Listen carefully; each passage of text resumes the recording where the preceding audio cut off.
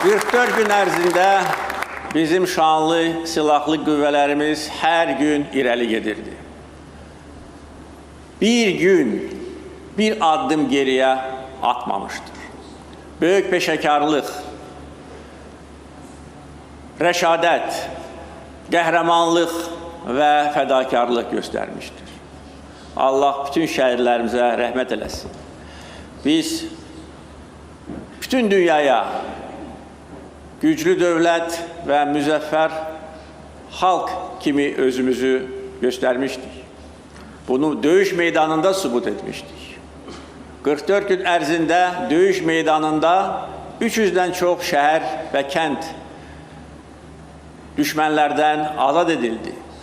Biz düşməni qova-qova irəliyə gedirdik və hər azad edilmiş şəhər və kənd, orada qaldırılan Azərbaycan bayrağı bizim ordumuzu da, xalqımızı da daha da ruhlandırırdı. Və nəhayət, noyabrın 8-də alınmaz qala sayılan Şuşa şəhəri erməni işğalçılarından azad edilmişdir.